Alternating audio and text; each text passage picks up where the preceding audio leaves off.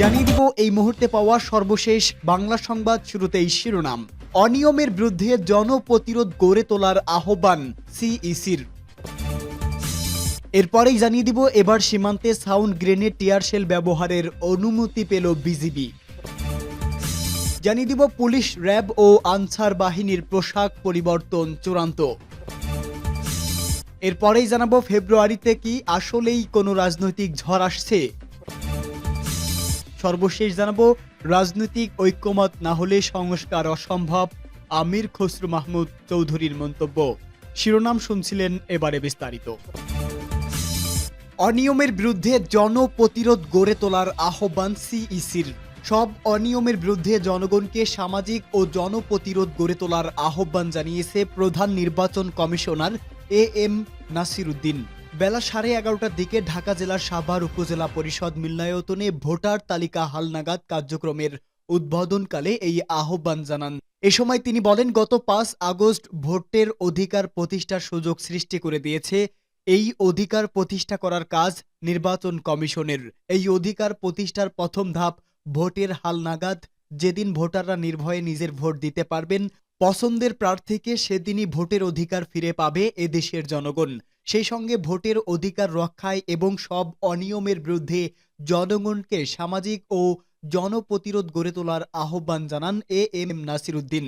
নির্বাচন commissioner brigadier general Abul Fazal Mohammad Sanaullah বলেন, জনগণের আশার প্রতিফলন ঘটাতে প্রতিশ্রুতিবদ্ধ সিইসি। অনিয়ম, অসততা, অসচেতনতা থেকে দূরে থাকতে হালনাগাদকারীদের সতর্ক থাকতে হবে।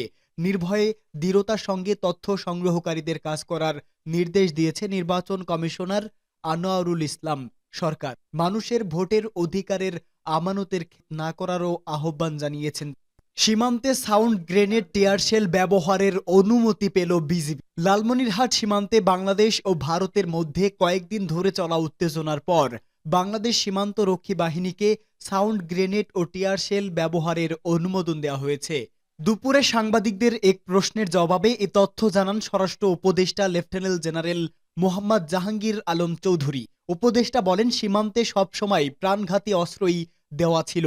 অনেকে প্রশ্ন করেছে বিজিবি কেন সাউন্ড গ্রেনেড মারেনি, কেন কাঁদানে গ্যাস মারেনি, কিন্তু এগুলো তো বিজিবির কাছে নেই। তাদের কাছে প্রাণঘাতী অস্ত্র যেটা তারা ব্যবহার করতে পারেনি। এখন আমরা তাদের অনুমতি দিয়ে দিয়েছি, তাদের জন্য এসব জিনিস ক্রয় করা হবে।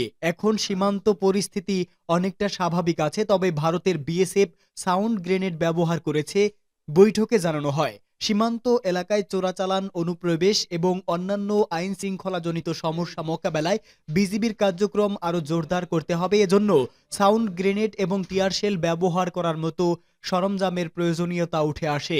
বিজিবির ব্যবহারের জন্য এই সরঞ্জাম কেনার অনুমোদন দ্রুত কার্যকর করা হবে। বাংলাদেশে অবৈধভাবে বসবাস করা বিদেশিদের নিয়ে তিনি বলেন, এর আগে একটি সার্কুলার দিয়েছিলাম যে আমাদের দেশে অনেকেই অবৈধভাবে বসবাস করছেন, তাদের ভিসার মেয়াদ শেষ হয়ে গেছে। 19,226 বিদেশি বাংলাদেশে অবৈধভাবে বসবাস করছেন। পুলিশ, র্যাব ও আনসার বাহিনীর নতুন পোশাক চূড়ান্ত। জুলাই আগস্টের গণ অভ্যুত্থানে আওয়ামী লীগ সরকারের পতনের পর পুলিশ বাহিনীর সংস্কার সহ তাদের পোশাক পরিবর্তনের দাবি উঠেছিল। শেষ পর্যন্ত পুলিশ, র্যাব ও আনসার বাহিনীর সদস্যদের নতুন পোশাক চূড়ান্ত হতে যাচ্ছে। সচিবালয়ে স্বরাষ্ট্র মন্ত্রণালয়ের সম্মেলন কক্ষে আইন শৃঙ্খলা উপদেষ্টা কমিটির সভায় 3 বাহিনীর পোশাক পরিবর্তনের চূড়ান্ত সিদ্ধান্ত নেওয়া হয়। এ সময় স্বরাষ্ট্র উপদেষ্টা লেফটেন্যান্ট জেনারেল মোহাম্মদ জাহাঙ্গীর আলম চৌধুরী বলেন, 3 সংস্কার পুলিশ, র্যাব ও আনসারের জন্য পোশাক সিলেক্ট করা হয়েছে। এটা পর্যায়ক্রমে পরিবর্তন করা হবে, একসঙ্গে সব করা সম্ভব নয়, তবে এ বিষয়ে চূড়ান্ত সিদ্ধান্ত হয়ে গেছে।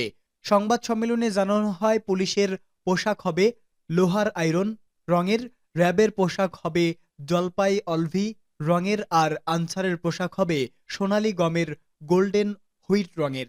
এক প্রশ্নের জবাবে স্বরাষ্ট্র উপদেষ্টা বলেন, পোশাকের সঙ্গে আমাদের সবার মন মানসিকতারও পরিবর্তন হতে হবে।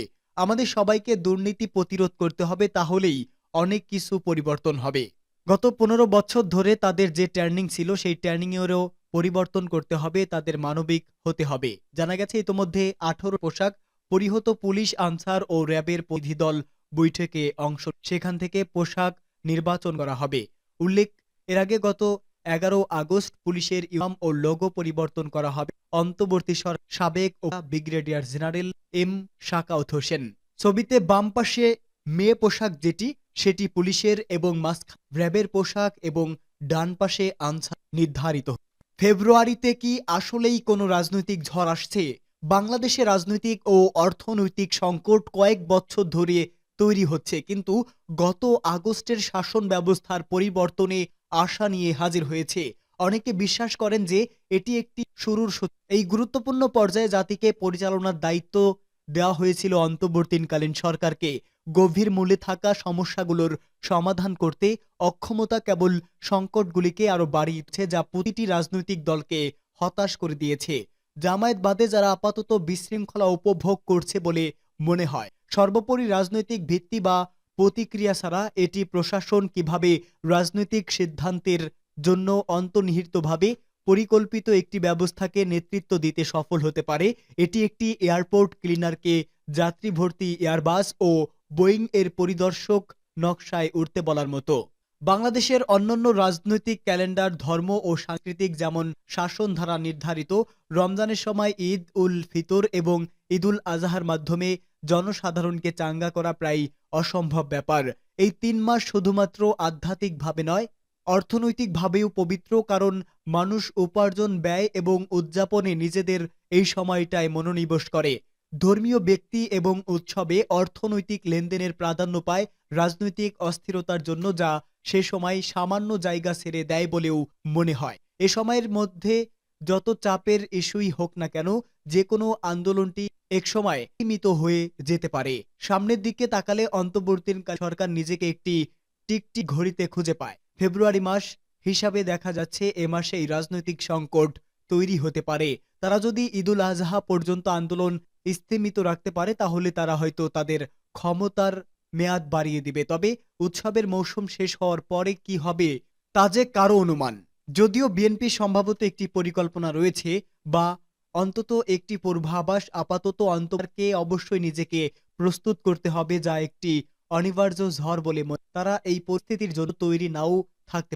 রাজনৈতিক দলগুলো ঐক্যমতে না পৌঁছালে সংস্কার কমিশনগুলো যে সুপারিশই করুক, অন্তর্বর্তী সরকার তা বাস্তবায়ন করতে পারবে না বলেও মনে করেন বিএনপির স্থায়ী কমিটির সদস্য আমির খসরু মাহমুদ চৌধুরী।